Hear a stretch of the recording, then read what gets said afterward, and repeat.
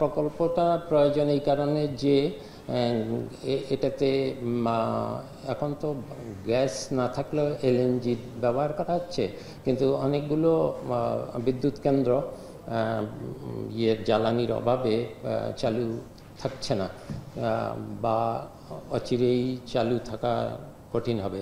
এজন্য এই পাইপলাইন প্রকল্পটা আমরা এটা অনুমোদন করেছি।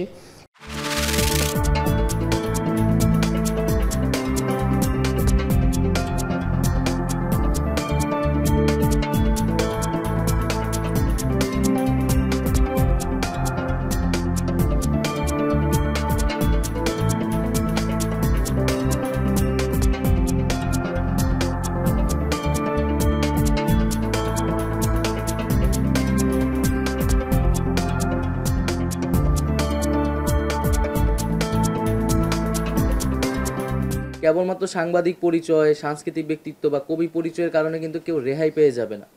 এই ফ্যাসিজমের সাথে যারা জড়িত ছিল, এটার যারা বৈধতা উৎপাদনে কাজ করেছে, তাদের লেখনীর মাধ্যমে, তাদের মতামতের মাধ্যমে জনমত তৈরি করেছে, গণহত্যার পক্ষে কাজ করেছে, উস্কানি দিয়েছে, তাদেরকে কিন্তু অবশ্যই বিচারের আওতায় আনা হবে।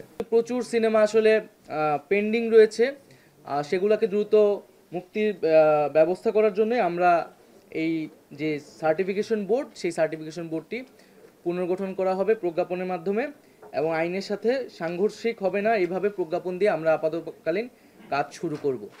আমাদের লোকেরকে গুলি করে মেরে দেয় সীমান্তে, আমরা ভালোভাবে থাকতে চাই, তাদের সঙ্গে সব প্রতিবেশী হিসাবে থাকতে চাই, কিন্তু আমাদের উপর যদি কোনো অন্যায় অত্যাচার হয় তার প্রতিবাদ আমরা